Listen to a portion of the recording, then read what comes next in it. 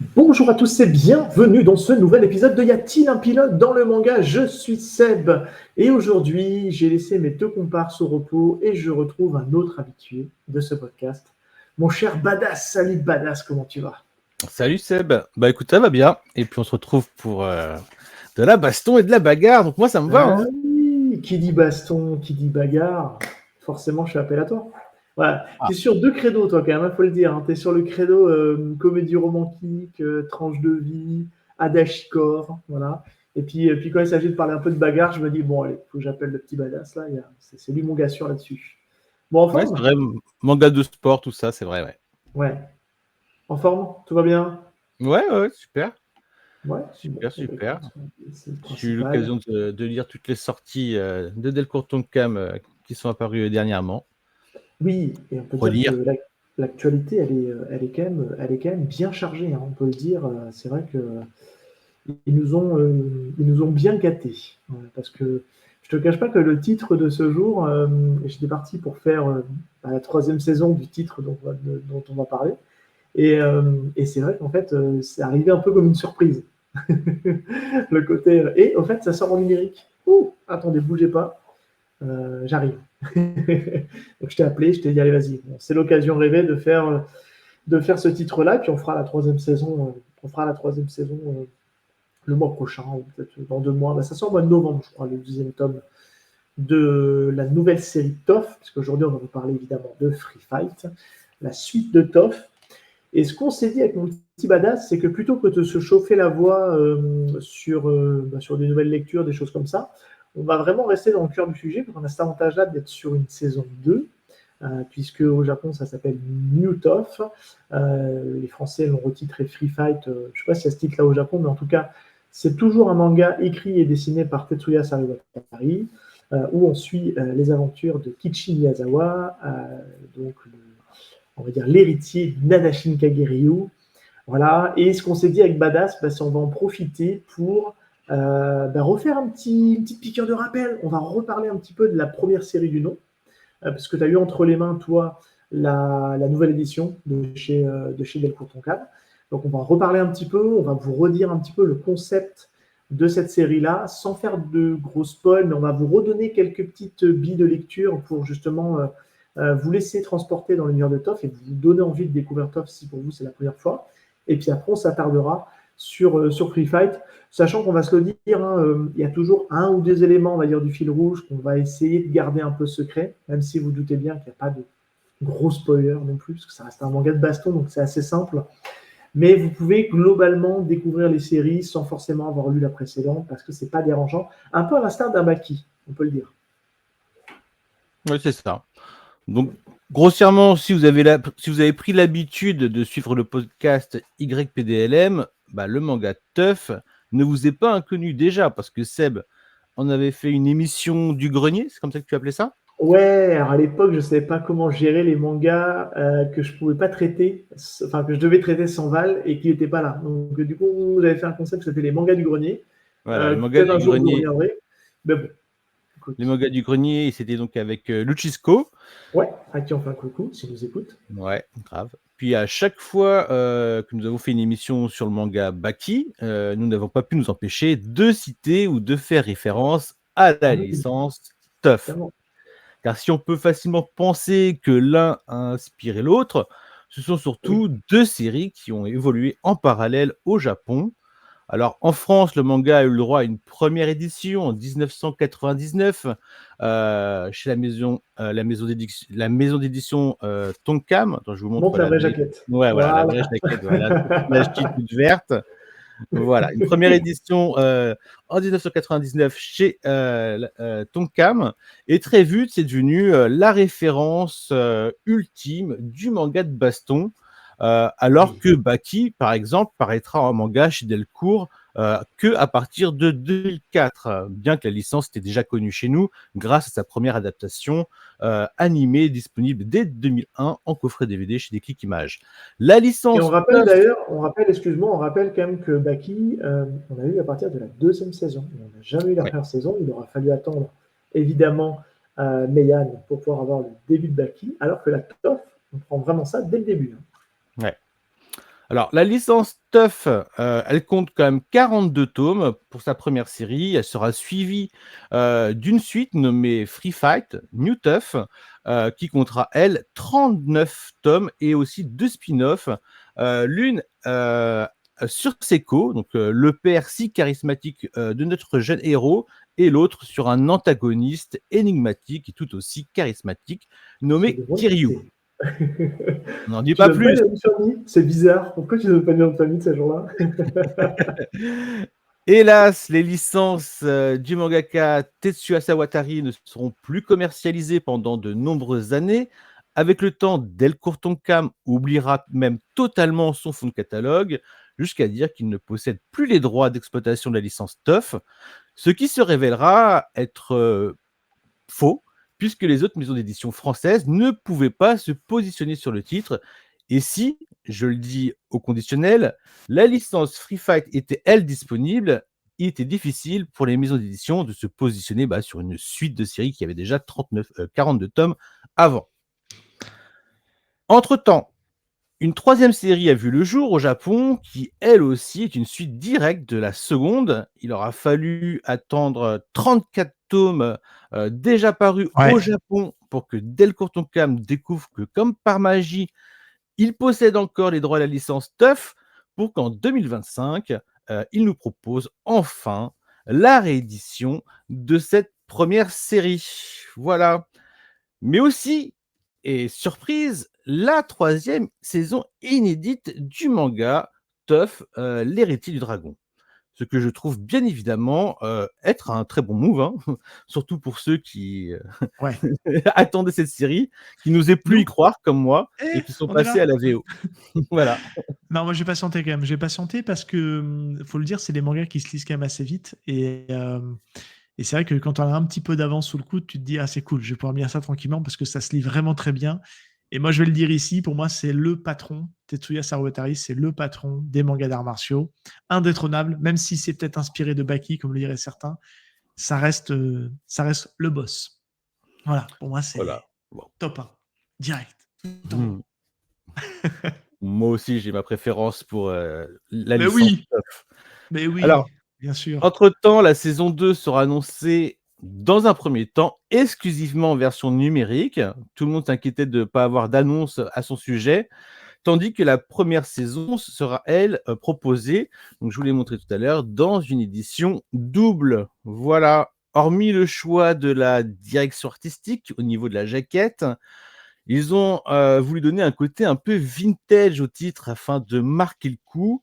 Mais je ne trouve pas que ça a très réussi pour ma Non, part. Il aurait moi non mieux plus. fallu qu'il s'inspire, comme d'autres l'ont déjà fait, de la direction artistique de la seconde série Free Fight, par exemple. Je pense à Peter 1 sur Instagram ou Léon Brando, qui, eux, se sont largement inspirés de cette direction artistique. C'est ce que je vous ai montré. Voilà, on s'est inspiré, ça s'est un petit peu inspiré de la 2, et je trouve que ça passe beaucoup mieux. Je sais que Léon Ouais. Brando, on a une autre version un peu différente, qui est aussi très bien. Voilà, parce que disons-le, les choix éditoriaux étaient déjà pas folichons avec Non. Tonkam. Je vous remontre encore les couleurs criards Pour ceux qui nous regardent qu'ils sur avaient YouTube, ouais. choisies. Voilà. Donc, mais voilà, ça Après, reste un détail. oui, alors ça reste un détail, mais c'est vrai qu'ils auraient pu, avec cette réédition-là, ils auraient pu marquer le coup, quitte à renégocier les droits avec l'auteur, puisque forcément l'auteur est dans la boucle. Ils auraient pu se dire, bah tiens, tu voudrais pas nous faire 21 jaquettes exclusives pour la réédition de Toff en France, tu vois? Ça aurait pu être cool, tu vois, de se dire un peu à l'instar de Baki, de nous ressortir les jaquettes. J'ai peur que malheureusement ça bide, hein, on va se le dire, hein, le marché du manga est pas au mieux de sa forme. Donc je pense que est-ce qu'il y a encore des gens pour lire des mangas d'arts martiaux? Alors nous on est là parce qu'on est des vieux et puis qu'on a découvert ça quasiment à sa sortie. Alors toi tu l'as découvert aux alentours de, je sais pas, tu l'as découvert Day One toi, 99? Oui, oui, oui. Ok. Moi je suis un tout petit peu plus jeune que toi et moi c'était, je sais, c'est mes époques fac. Je l'ai découvert 2004 ou 2005 si tu fais pas de bêtises. Mais on n'était pas encore fini puisque on devait être à l'équivalent du tome, je sais pas, 16, 17 ou 18, un truc comme ça dans ces eaux-là. Et du coup, bah, je sais que c'était mon rendez-vous toutes les semaines, enfin tous les mois, j'allais chercher mon tome de Toff. Je crois qu'à l'époque, ça sortait tous les mois ou tous les 2 mois. Je ne veux pas dire de bêtises, C'est mais assez rapide, oui. ouais, c'était assez rapide. Ouais. Donc, bref, chouette série. Et est-ce qu'on on redonne un peu l'idée de base de TOF. Tu veux y aller? Tu veux te lancer? Ouais, je voudrais surtout revenir un petit peu sur cette édition aussi, parce que je pense qu'on peut quand même en Oui, parler. Il faut pas bien vraiment sûr. s'arrêter, voilà, si vous aimez pas ce que propose ADA, faut pas s'arrêter à ça. Non. La qualité du papier est au rendez-vous, il y a pas de Ah, transparence, contrairement, super. par exemple, à l'ancienne édition qui était vraiment, une papier cigarette. Le matériel utilisé, il est lui aussi de bien meilleure qualité, voilà, avec une meilleure résolution, pendant l'impression. Bon, vous me direz encore heureux après 25 ans, mais bon, on a déjà vu des trucs, hein. Voilà, c'est C'est plus le même clair. savoir-faire, heureusement. Il y a bien évidemment aussi une nouvelle adaptation, forcément plus fidèle au niveau de la traduction et avec un lettrage, bah, bien plus moderne. Seul petit défaut, c'est que parfois ça croppe un petit peu. Voilà, Ah, il y a des planches qui peuvent être un peu rognées sur les bords. c'est choquant? Dommage. Non, c'est pas choquant, Bon. c'est dommage, mais vu la qualité, globale de l'édition, on va être un peu plus indulgent. Surtout qu'ils ont fait l'effort de conserver les mots de l'auteur, sur le rabat, donc du tome 1 et du tome 2. Et c'est vraiment, je dis bien un effort parce que ça, c'est vraiment cool et on n'a pas l'habitude de voir ça. C'est souvent absent des rééditions. Donc Est-ce là, qu'il y a ils ont fait. toujours les bonus à la fin? Non, il n'y a pas les bonus qui sont exclusifs à la première édition Ah, où donc il faut la effectivement garder, on la voyait première des édition, alors. faut la garder, où il y Ah avait oui. des entretiens effectivement avec des combattants japonais ou en tout cas Ah, du c'était circuit super ça. professionnel, ouais. K1, Heu, Pride, tout ça, c'était une sacrée période. Il avait ses entrées, le père Saruwatari, hein. C'est vrai que là-dessus. Exactement. Et alors ma question, est-ce que moi j'ai cru voir passer deux trois trucs parce que je ne suis pas trop renseigné, mais je crois que le prix il est assez cher quand même, non? Oh, je trouve pas, ça revient, grosso modo à je crois que c'est du 15 € et quelques, mais un peu moins de 16 €. Ça Ok. fait 8 € le tome, c'est du tome double. C'est une série en plus que voilà, qu'on attend depuis super Ouais, mais longtemps, qui regarde, est pas accessible. on peut pas s'empêcher de comparer avec Baki pour le coup, qui est à moins de 14 euros. C'est pas des tomes doubles? Si, c'est des C'est des tomes tomes doubles? doubles. Ah, Des bien tomes sûr doubles, que si. ouais. Ouais, tu vois, c'est pour Ah ça, ouais. hein. Donc bref, ok. Bon, on va dire que le papier est cher, La etc., Meian, etc. c'est particulier. Oui. Voilà. Alors, sinon, je vous parlais de la DA très moyenne au niveau de la jaquette. Et bah, il faut quand même signaler que le synopsis, il pue un peu du cul, donc ne vous laissez pas mal influencer par Ah, ça. vas-y, lis-le-nous, lis-le nous, Voilà. lis-le nous, Ça donne parce que tu me pas l'as du dit en tout off, mais envie. c'est génial. C'est un peu erroné. Alors, c'est Kichi, c'est le nom du héros. Miyazawa, un jeune voyou, rêve de devenir acteur dans les films d'action. Pour y parvenir, son père lui apprend l'art martial secret de sa famille, le Nada Shinkage. Il dit même pas Ryu. Le Nada Shinkage.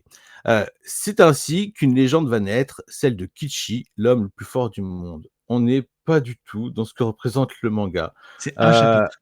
C'est grosso modo un chapitre. Le alors, délire de l'Action Star, c'est un et deux chapitres. voilà. Allez, je suis Il gentil. faut savoir que le premier tome de la série, c'est-à-dire la moitié de ce premier tome double, on voit clairement que l'auteur se cherche. Ça, c'est une Oui. évidence. On voit clairement, qu'il est plus sur un délire, yankee avec un garçon qui aime bien casser des gueules, que ce soit au bahut ou en Ouais. dehors. Il y Heu a des airs de Furio, hein, quand même, on peut le dire Ouais, aussi, voilà, hein. c'est ça, Ouais, ouais, Yankee, ouais. Furio, voilà, c'est ça. Voilà, puisqu'il maîtrise les arts martiaux et son rêve à lui, c'est d'être une star de film d'action à l'image d'un Jean-Claude Van Damme qu'on peut voir dans un poster de Universal Soldier. Ah, merci. Ah, tu régales. J'allais voir si tu avais la ref. C'est bon. Évidemment. Puis le mangaka commence à trouver sa voie à partir de la seconde partie de ce premier tome double, où l'art secret du Nadashin Kageryu, l'art de vie ou de mort, enseigné par le père de Kichi, le gardien du Nadashin Kageryu, prend de l'ampleur.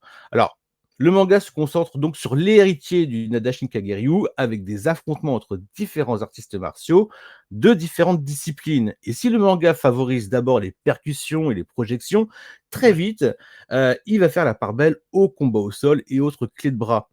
Alors, Grappling et compagnie, ouais. exactement. Et ce qui est fort avec ce manga, c'est qu'on va suivre, tu le disais un petit peu plus tôt, l'évolution des sports de combat libres dans l'ère du temps.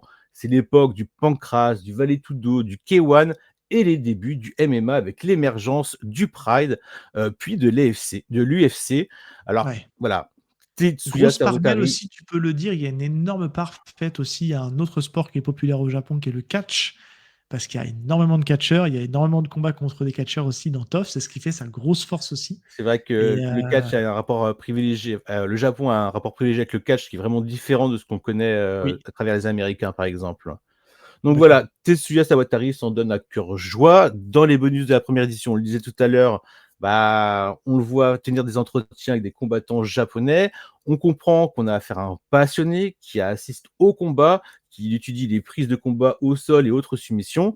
On assiste avec le manga à l'évolution mondiale du MMA en temps réel, en tout cas à l'époque. En même temps que le dessin du mangaka qui va se perfectionner de tome en tome, que les combats qui vont devenir de plus en plus intenses et techniques, jusqu'à un grand final hors du commun qui clôt magnifiquement cette première série.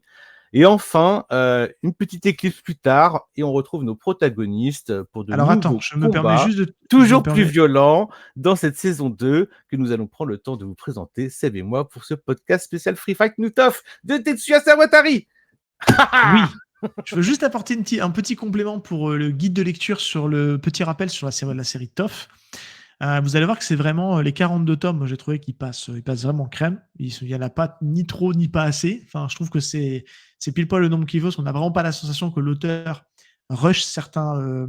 certains runs ou certains arcs. Il faut vraiment vous dire que la première moitié du manga, c'est Kichi qui va affronter toute une ribambelle de combattants, tous aussi différents et tous aussi forts les uns que les autres, pour en fait marquer son arc de progression et sa montée en puissance et le fait que soit aussi un peu une éponge, qu'il apprenne énormément de choses de ses adversaires et ça va être un enchaînement de pas mal de choses en fait là-dessus.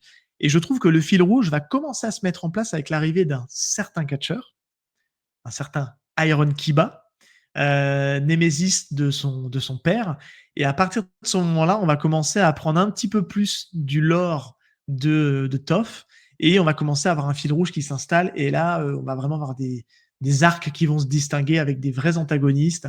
Je pense à Garcia, tu as parlé tout à l'heure, à un certain Kiryu.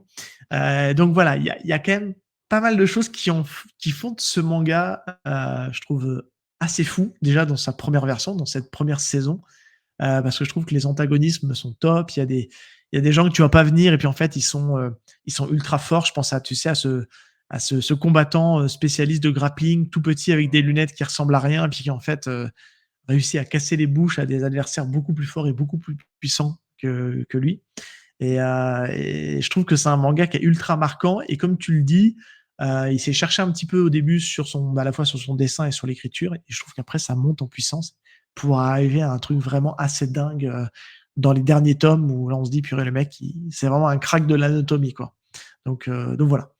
C'était juste pour apporter ce petit complément. Ouais, c'est un manga de baston qui a vraiment une identité, en tout cas, c'est forgé une Ouais. identité, effectivement, avec le parcours de Kibo et la relation avec son père. Donc effectivement, Kibo, enfin Kichi ou Kibo, hein, c'est son surnom. C'est vrai Oui. qu'il apprend beaucoup des adversaires qui sont déjà plus forts que lui, donc il évolue face à l'adversité et aussi par rapport à la relation avec son père qui est, dans cette première série, le gardien du Nadashin Kageryu et qui lui apprend une facette du côté obscur de la force, grosso modo, du côté non, pardon, clair de la force. Ah Voilà. oui. C'est exactement ça. Si tu veux bien, on va se lancer dans le premier chapitre. Alors, pour vous, auditeurs, podcast, ça va pas vous changer grand-chose on va parcourir le premier chapitre ensemble.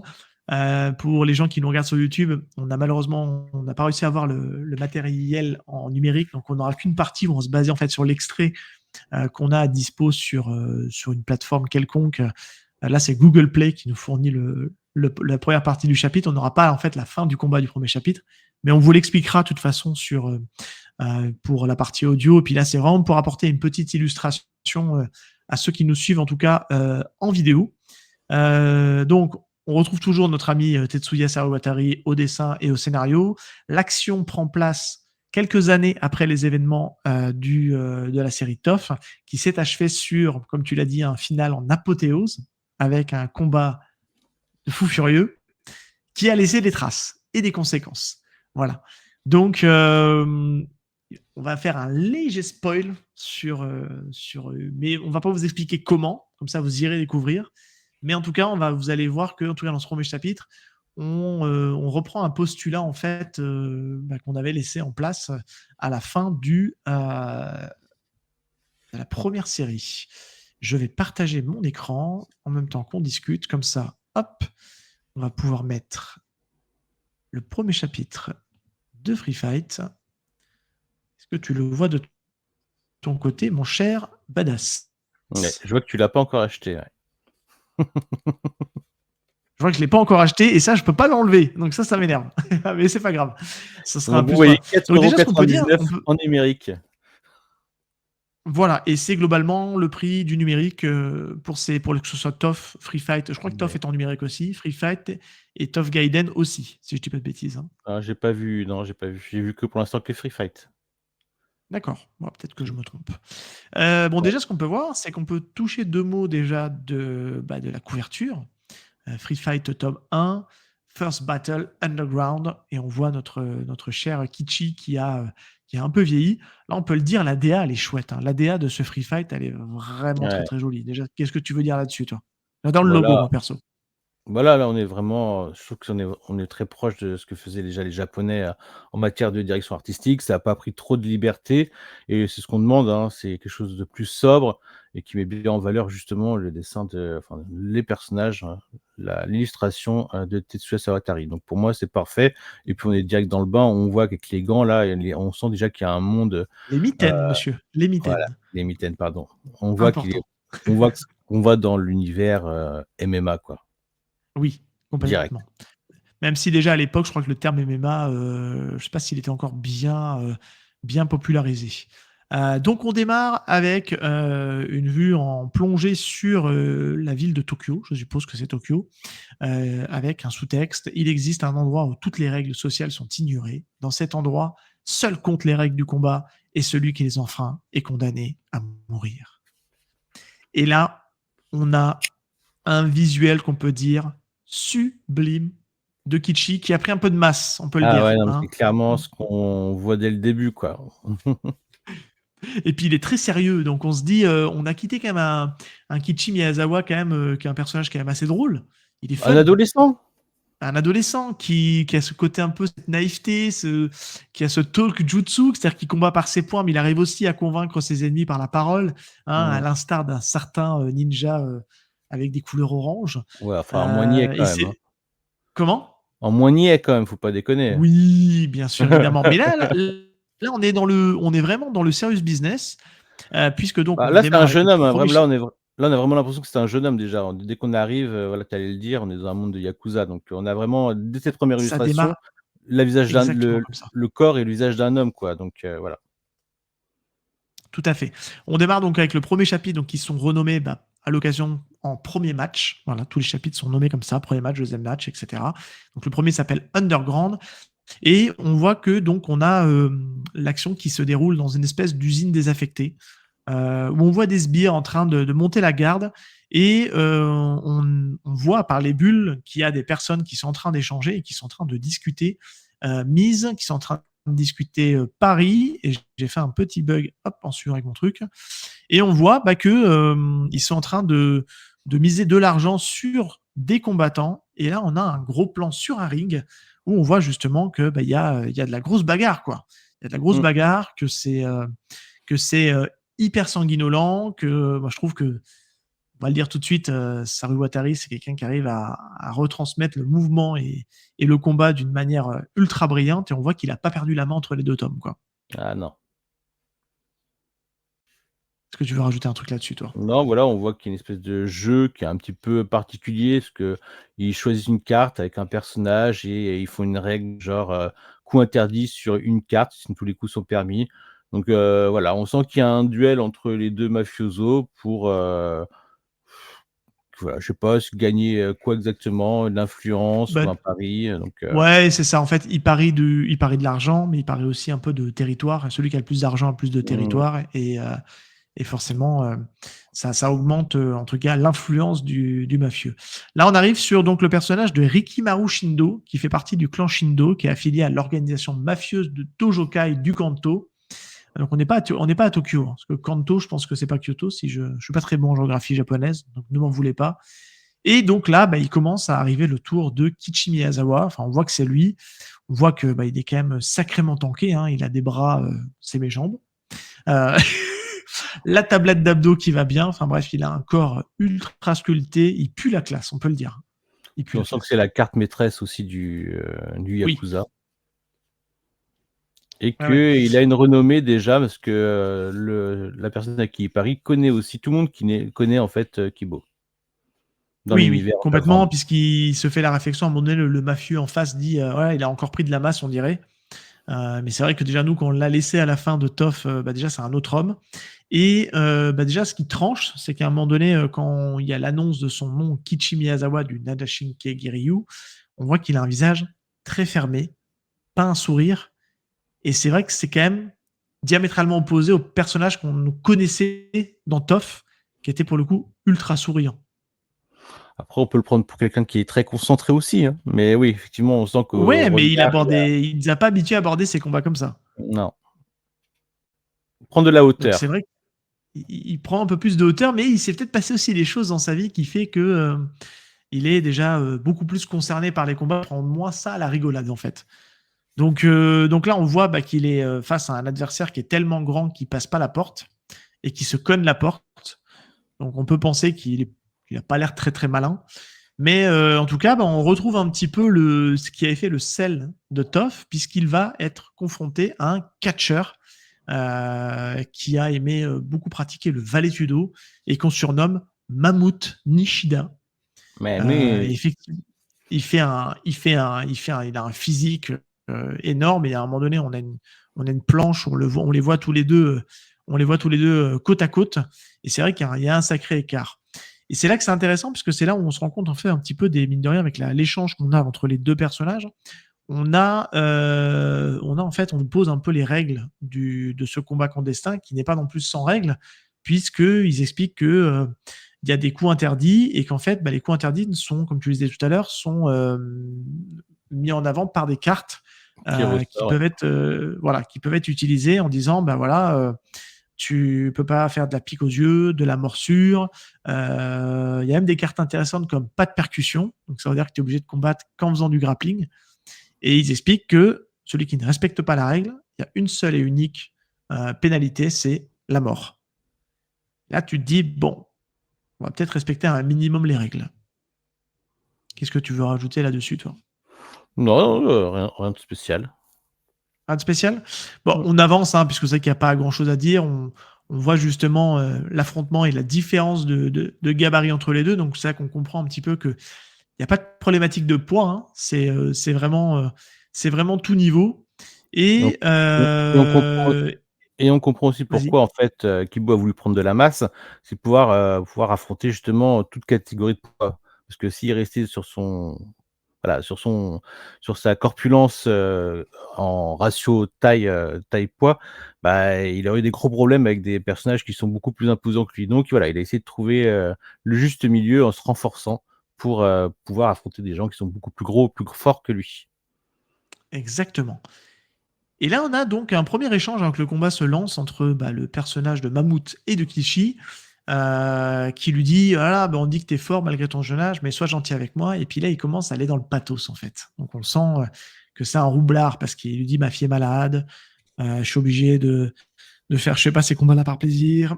Et c'est vrai qu'on sent que c'est un roublard parce que ça tranche avec les cases juste avant où on le voit manger comme un porc, on peut le dire. Il mange de manière très sale, il se goinfre.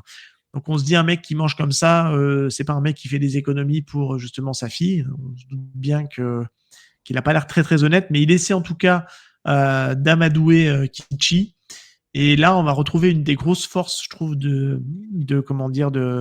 Tetsuya Sarubatari, c'est cette capacité à nous sortir des doubles planches de toute beauté. Et on a une première double planche que je trouve qui est juste magnifique. On voit le début du combat. On nous explique que le coup interdit est la pique aux yeux, mais à part ça, tout est permis.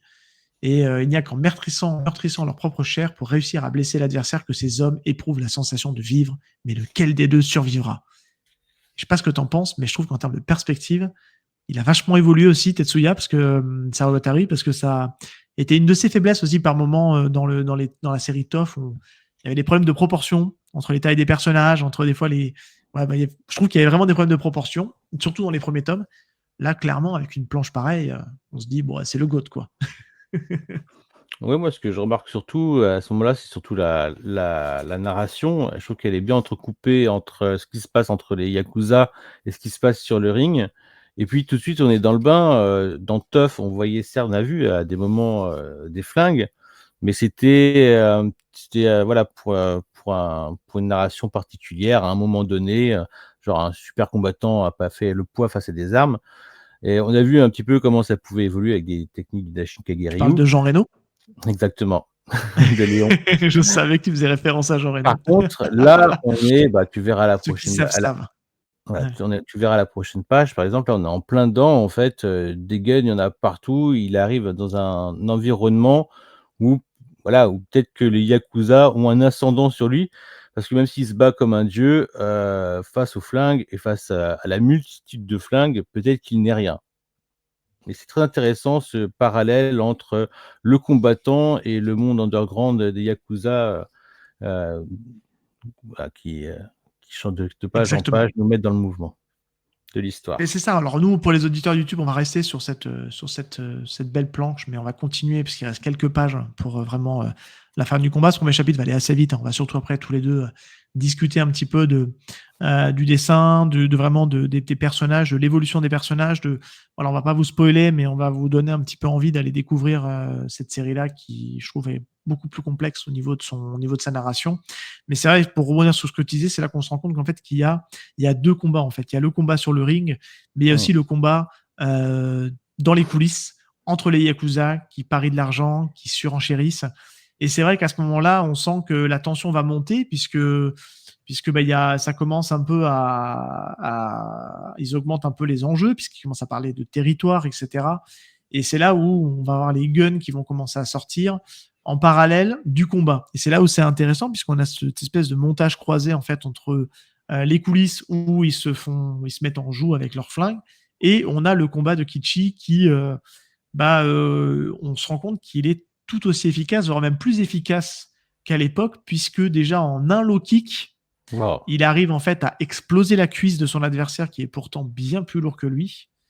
Et on voit qu'il a une espèce d'escar énorme sur la cuisse qui est vraiment monstrueux. Et j'adore ce montage croisé qui est énorme. On ne pourra pas le voir pour ceux qui nous suivent sur YouTube, mais je vous inviterai à regarder le premier chapitre. Il n'avait pas le droit d'utiliser la pique aux yeux et pourtant il va enfreindre la règle. Et je trouve qu'il y a le montage pareil entre les deux doigts qui se rapprochent des yeux de Kichi et le flingue qui est mis sur la tempe de la personne qui mise sur Mammouth. Et là, Kichi, forcément, il ne se fait pas avoir par ce genre de bêtises. Il baisse la tête, il fracture les deux doigts de son adversaire, lui attrape la barbichette, parce qu'on ne l'a pas dit, il a les cheveux longs, et une petite barbichette. Il fait un espèce de saut par-dessus, et il lui fait un étranglement avec ses cheveux et la barbichette. C'est incroyablement efficace. Et cette scène-là, elle est d'une beauté de mise en scène, elle est d'une beauté de dessin, et ça te met dans le bain direct. Et l'adversaire finit au sol. Le commentateur termine en disant étranglement arrière avec les cheveux et la barbe de Mammouth, et le vainqueur est Kichi Miyazawa.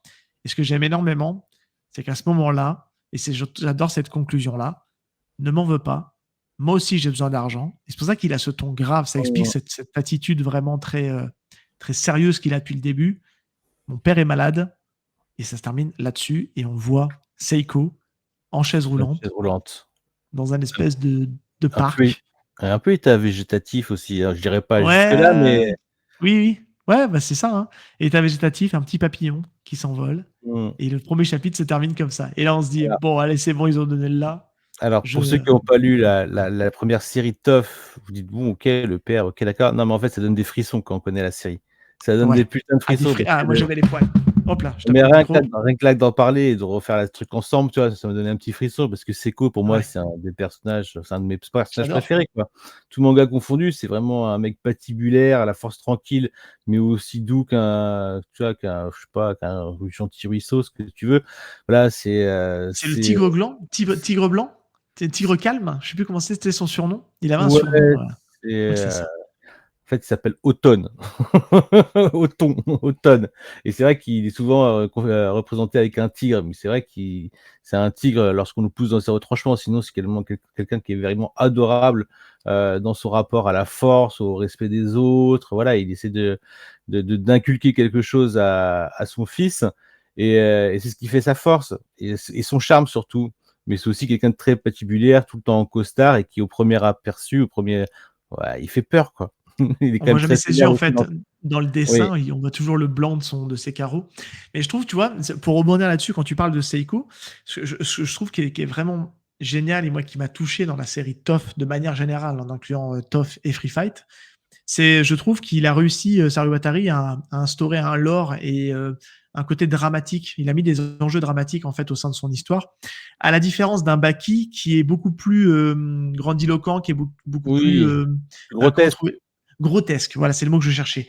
Là, il a réussi à te mettre des enjeux, ce qui fait que quand tu commences à comprendre quel est le vrai lien entre Kichi et Seiko, et que tout ce qu'il a fait autour et le rôle de père qu'il a pour Kichi et Miyazawa, tu te dis, ah ouais, ok, c'est fou quand même, c'est fort. Enfin, moi, je sais que ça m'a extrêmement touché et je trouve que les 10-15 derniers tomes, en fait, les 10-15 derniers tomes de, comment dire, de TOF, quand ça se conclut, t'es là, tu te dis, mais je veux savoir la suite, en fait. Je suis d'accord. Et c'est ça qui fait que je trouve que ce premier tome de Free Fight est décuplé en termes de ressenti quand tu le lis, surtout quand tu as lu la première série. Elle peut se lire indépendamment, Elle peut se lire mais, indépendant. mais je pense qu'on perd quand même un peu le sel, hein, on va se le dire. Hein. Je Parce trouve que qu'on comme toujours, perd. il y a du background, quoi. Ouais. Mais plus que dans Baki, tu vois, parce qu'on peut, mais Baki, bon, voilà.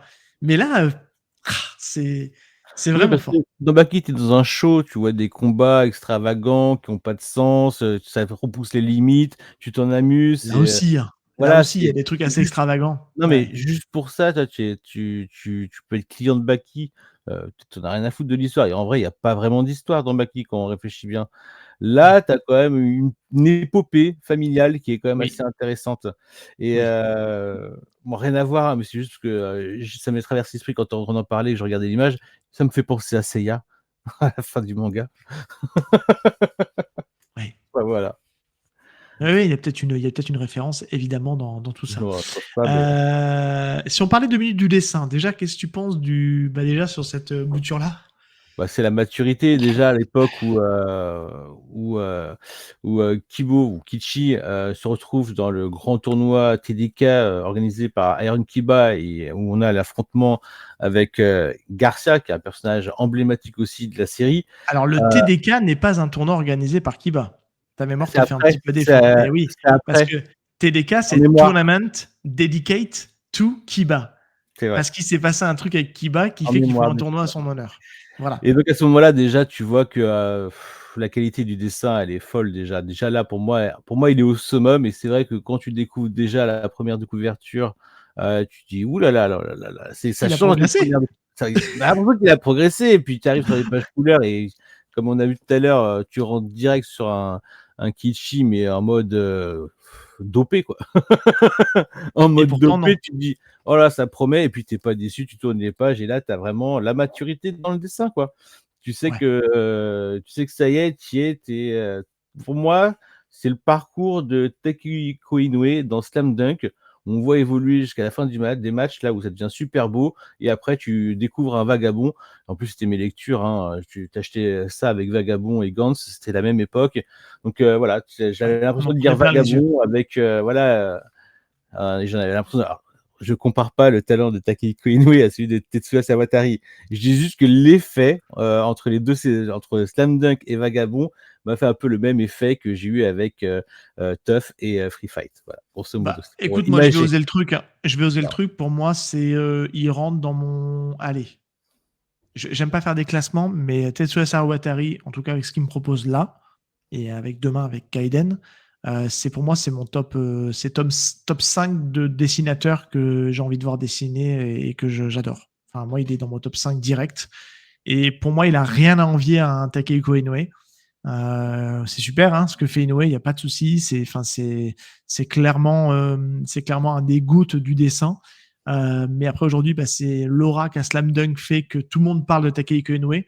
On parle pas assez de Tetsuya Sariwatari. Et franchement, avec Free Fight, il est loin de, voilà, il est loin de, comment dire, enfin, il a rien à envier en tout cas à Inoue. Je pense qu'il a clairement sa place dans les grands de ce monde-là parce que il suffit juste de regarder l'anatomie des corps, la proportion des corps, la façon qu'il a à gérer le mouvement, à découper ses combats. à faire les clés. Enfin, tu as vraiment la sensation de suivre un combat d'arts martiaux, quoi. Et ça, je trouve ça vraiment fou parce que enfin, il dessine vraiment super bien et je trouve que c'est hyper fouillis. Il y a plein de petits détails et quand tu retournes une deuxième fois dessus, tu te dis ah ouais, putain, j'ai pas fait grâce à ce petit détail-là. Et mine de rien, on se rend pas compte, mais c'est du gros taf que de dessiner des combats d'arts martiaux, surtout aussi détaillés. Ça en a plein, en fait, comme dans les films, tu sais, quand tu veux masquer un peu la misère, tu mets un cut, tu fais un montage qui fait que tu vois pas le mec finir le coup de pied. Là, tu le vois, quoi. Tu vois faire le mouvement, tu vois taper, tu vois l'impact, et c'est vraiment ultra cinématographique. Et moi, je trouve qu'en termes de dessin, c'est un très très grand Saru Watari. Alors, je te laisse maître de tes propos. Oui, complètement, j'assume. Mais je dis Après, pas que c'est mieux ou moins bien. Je dis qu'il est pour moi au même. Enfin, il a sa place dans les très très grands. Après, je peux te rejoindre sur certaines choses. Moi, je vois les choses un peu différemment. Je vois vraiment Takehiko Inoue comme un artiste où il prend son temps. Et là, c'est vrai que par contre, Tetsuo Sarati, c'est une machine de guerre, quoi. Il a un rendement en termes de pages, en termes de séries. On n'est pas du tout sur les mêmes profils. On a quelqu'un qui, pour moi, hein, est très talentueux, mais qui est beaucoup plus industrialisé. Je sais pas comment dire. C'est une machine, quoi, tu vois, dans son dessin. Et en tout cas, moi, ce que j'apprécie dans son évolution, c'est qu'il est beaucoup plus régulier dans ce qu'il propose. Ah, T'en mais parlais tout à complètement. l'heure.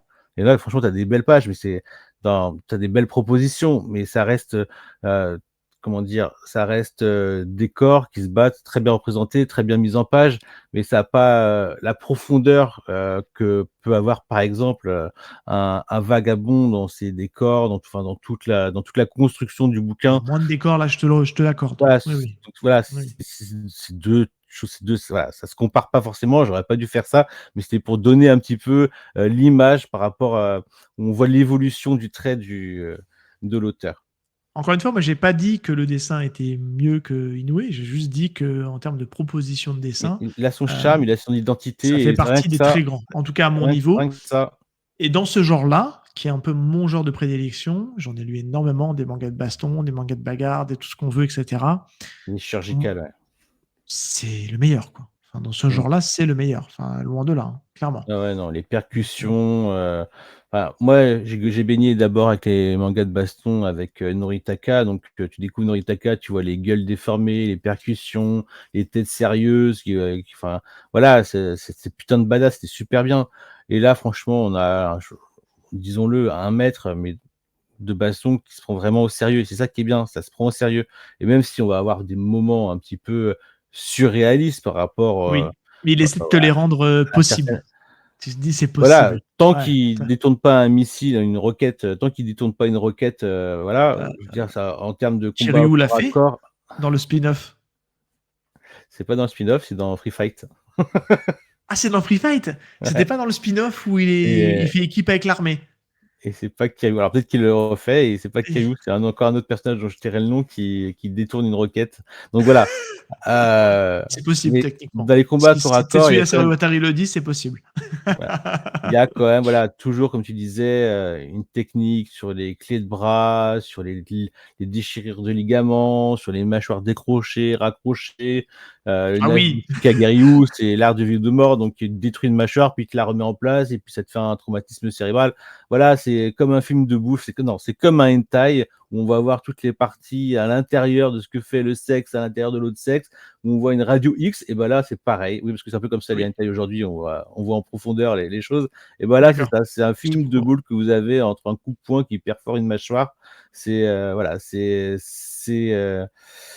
technique, c'est efficace et c'est fort, quoi. C'est vraiment, on sent la puissance et le danger. Puis c'est sanguinolent, hein, faut faire attention, hein. C'est Ouais, ouais, quand même, ouais, complètement. c'est Non, c'est pas à 14 mettre entre ans, toutes les c'est mains. pas avant 14 ans, ça, hein. Oui, oui, oui, clairement.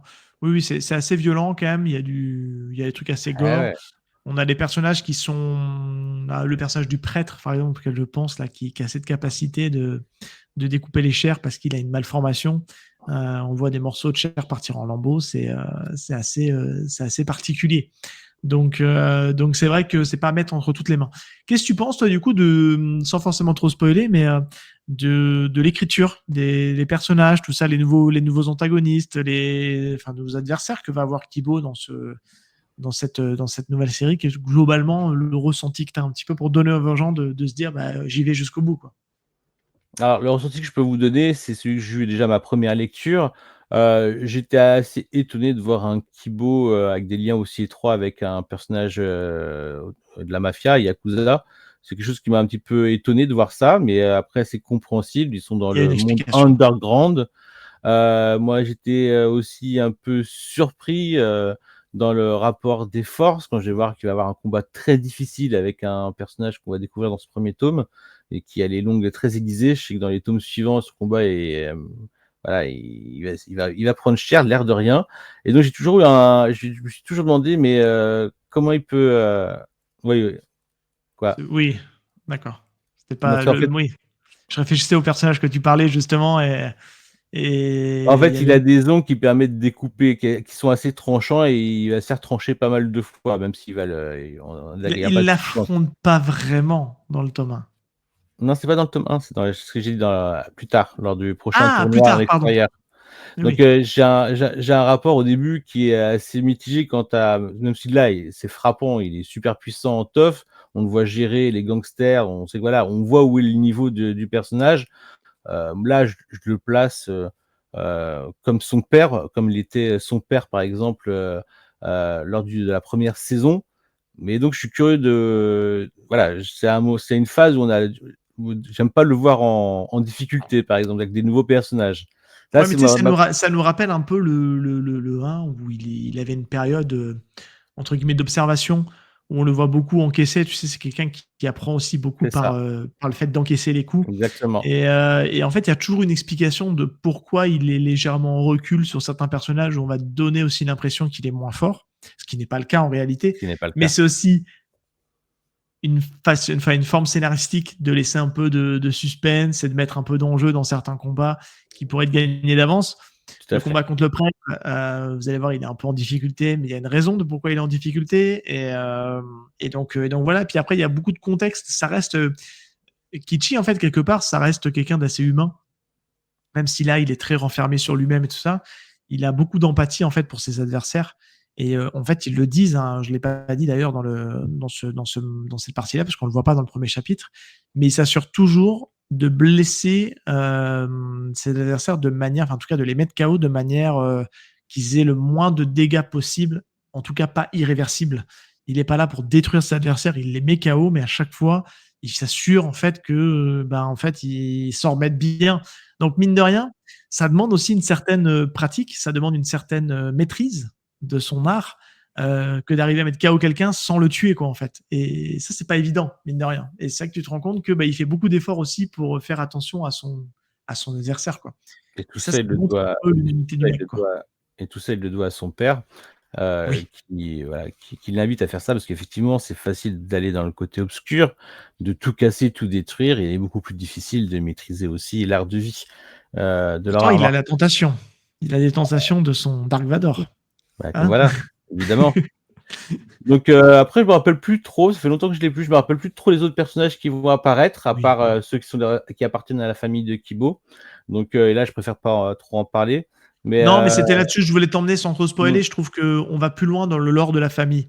Et c'est ça que je ouais, trouve qui est vachement bien parce qu'on explique en fait la famille du père. On se rend compte qu'il y a en fait d'autres protagonistes derrière le père. Parce qu'on se souvient, on n'en a pas parlé, mais il y a le personnage du grand-père qui est tout petit, qui est ouais. chauve là, qui paye pas de mine comme ça, mais qui a un crack aussi à sa manière.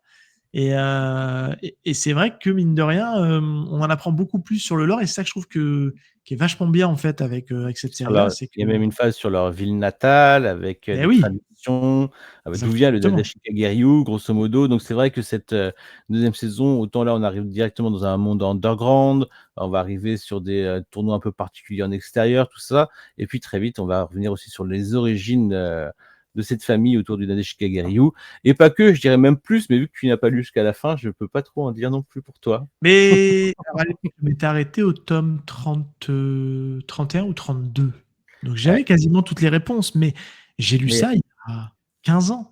Donc mais je tu crois vois. qu'il y a un personnage que tu n'as pas encore vu apparaître. Ah ouais? Ouais. Ça te frapperait tout de suite si je te dis ça. Tu saurais tout de suite. Donc, tu as encore de la surprise, tu vas te régaler quand tu arriveras. Parce qu'il me semble que celui que tu parles, je crois que je l'ai vu en plus. Hein, Mais tu sais pas qui c'est. Celui qui a un masque? Non. C'est pas de lui que tu me parles? Non, encore un autre personnage. Donc voilà, donc il y a plein de personnages qui vont arriver, qui Ah, parce vont. que celui qui a le masque a un lien avec Il y a également un avec gros le lien Nadesh pour le coup. Kagiryu et Oh, tu vas c'est avoir chiant pour un les autre. auditeurs. Hein. Ben Oui, oui, mais mais quoi c'est il pas parle? grave. Et tu vas avoir Oui. un autre personnage qui n'a aucun lien avec le Nadesh Kagiryu, qui est extrêmement important dans la fin de ce manga, de cette saison. Donc il faut que tu te mettes à jour, mon petit gars. Mais je suis en cours. Là, je vais suivre les sorties qui Je crois sont qu'il y a faites 10 premiers tomes qui 10 sont premiers sortis tomes. en numérique, pour ceux Ouais, je qui pense qu'ils sont vont faire vraiment par des intéressés. vagues de 10 à chaque fois Oui. et puis voilà, puis ce sera pas mal. Ouais. Mais ok, j'ai tellement hâte. Et Alors puis, après, on va souvent nous oui, poser la question, il y a la saison 3 qui est arrivée, est-ce qu'on voilà, peut la vas-y. lire sans avoir lu la saison 2, par exemple, alors que tu es en train de commencer la saison 1? C'est sûr que tout ce qui concerne l'aspect familial autour de Kibo et de l'art ancestral du Nadeshi Kagayou, vous allez avoir des lacunes. Ouais. Mis à part ça, vous commencez avec un nouveau personnage qui est celui-ci, et s'il a un lien avec tout cela, Alors le c'est comme brun, décris-le pour les gens du podcast, c'est un brun avec des cheveux longs qui s'appelle je ne sais plus, Ryusei. Il Ryusei. s'appelle Ryusei et qui va être à la recherche de son père, parce qu'après il va comprendre que son père adoptif, qui était qu'une grosse merde, il va lui casser la gueule. Donc il a déjà des bonnes attitudes physiques en lui, c'est un bon sportif et un bon bagarreur. Et il va faire la rencontre de Seko qui va le former, donc le père de Kibo. Voilà, donc on a l'impression de repartir dans un, dans un dans une nouvelle épopée avec un nouveau personnage. Bien évidemment, ça ne va pas en rester là. Je ne vous en dis pas plus, mais vous pouvez découvrir déjà le talent de Tetsuya Sawatari, déjà parce que les dessins sont encore une fois à la hauteur, sont encore à la page, c'est toujours Sublime. aussi violent, voilà, c'est Ah, toujours c'est beau. sublime. C'est Et beau. Seko est toujours là, donc à partir du moment où il y a Seko, Tout va bien. voilà, Tout va c'est bien. valeur sûre. La force Et puis tranquille. voilà, il y aura plein de rebondissements. Vous avez tout ce qu'on vous a dit, les combats, voilà, il y a tout ce qu'on vous a dit. Après, pour l'instant, il n'y a pas besoin. Ça vous fera des parts d'ombre, ce qui sera encore très intéressant pour vous à Oui. l'avenir quand vous reviendrez sur en rétro, comment on dit ça? Vous allez lire de manière, vous allez revenir Rétroactif. après sur de rétroactif. Voilà, ça aura encore plus de saveur, parce que là, vous allez avoir des parts d'ombre et c'est pas mal aussi. Voilà, c'est Oui, tout ce que je peux complètement. Et dire. après, vous pouvez, alors il y a cette méthode-là de se lire sans trop se prendre la tête. Ou alors il y a aussi faire un peu de soutien entre guillemets à cette série-là qui le mérite énormément. Hein. On fait un peu de propagande, hein. C'est pas bien de dire ça parce qu'on sait que les bourses sont de plus en plus limitées, mais clairement c'est une série qui en vaut la peine. Donc vous pouvez très bien aussi vous dire vous êtes sur les 3, même si ça fait un gros budget, je l'entends. Mais en tout cas de se garder au chaud la Toph Gaiden, l'acheter par soutien et puis pour faire fonctionner la série pour qu'on continue à la voir. Et puis commencer par le début, c'est ce que j'ai envie de dire. Là, ils sortent les deux en même temps. Ouais. Donc voilà, les Free Fight, il faut absolument la lire. Hein. C'est pour ça qu'on Puis en n'oub parle aujourd'hui. Et on fera une émission sur Toph Gaiden ouais. certainement au mois de novembre. Puis n'oubliez pas, encore une fois, vous pouvez peut-être avoir une mauvaise expérience tout de suite là, à la lecture, la première moitié du moins de ce premier tome de Toph, la première saison. Oui. Voilà, je pense qu'on vous a montré ce qu'il y avait derrière. Ça va aller très, très vite au niveau Oui, parce de que le l'évolution premier du antagoniste, personnage. c'est le motard, qui Ouais, est l'autre versant, qui est le yang ou le yin, comme on veut, du Nadashi Kangeryu, enfin qui est l'autre versant du Nadashi Kaie. Qui défend une autre variante de son art martial et il l'affronte en fait dès le début et ce mec-là là, il est encore en train de se ça offre surtout un beau ouais. combat quand même malgré tout, tu vois. Oui, et puis on peut vraiment dire que c'est à partir du moment où on va voir, je crois que c'est un judoka qui va arriver après. Oui, Heu, dans la piscine. Vraim là, dès que vous allez commencer à voir, je crois que c'est à partir du chapitre 12, dans le chapitre 12, c'est la fin du combat avec le motard, Oui. donc avec le chapitre 13. À partir du chapitre 13, vous allez avoir, voilà, l'arrivée d'un autre pratiquant d'art martial, donc là, il va commencer à s'affronter d'autres pratiquants, karaté, judo, Oui, sumo, mais tout c'est ça ça, qui est génial. la Dans totale. TOF, c'est ça qu'il balaye, en fait, faut le savoir, mais on le retrouve aussi dans Free Fight. Hein. Cet argument que Mmh, je donne pour TOF vaut aussi pour Free Fight. C'est qu'à chaque fois, on voit un nouvel art martial qu'on nous explique, on nous pose les bases, etc. Et derrière, on voit par certains aspects, on reconnaît l'art martial parce qu'on a tous une culture, soit par le biais de net, soit par le biais des films qu'on voit à la télé, soit par la pratique. Hein. Donc, on sent que Sawatari est quelqu'un de très documenté, un gros geek des arts martiaux, on peut se le dire. Je crois que lui-même pratique. Je crois qu'il fait un peu de MMA, Sawatari. Je crois que je m'étais un peu renseigné à l'époque, mais je crois qu'il pratique un petit peu aussi à l'occasion. Et donc voilà. Et donc c'est ça je trouve, qui donne tout le sel de cette série, qui est pour moi un incontournable des arts martiaux. Et je trouve ça cool que Delcourt lui redonne sa chance et qu'on le retrouve dans de bonnes conditions. Et il n'est jamais trop tard pour découvrir Toph et de vous montrer, quand on vous dit qu'il y a un patron des mangas des arts martiaux, voilà, il est là. C'est lui. C'est Toph. Tout à fait d'accord. Est-ce que tu voulais rajouter quelque chose? Oui, vas-y. Non, à part qu'on ne le répétera jamais assez, pour public averti, car c'est violent. Vous achetez quelque chose parce que c'est violent. Vous allez kiffer parce que c'est violent. Voilà. Oui, oui, monsieur. C'est très violent et on aime ça. Eh bien, écoute, mon cher Badass, on a fait assez court, mais c'est bien. Oui. Ça fait un petit épisode à consommer avant que on se retrouve le mois prochain, je pense. Si tout va bien, on devrait pouvoir se retrouver pour parler d'un certain Adachi.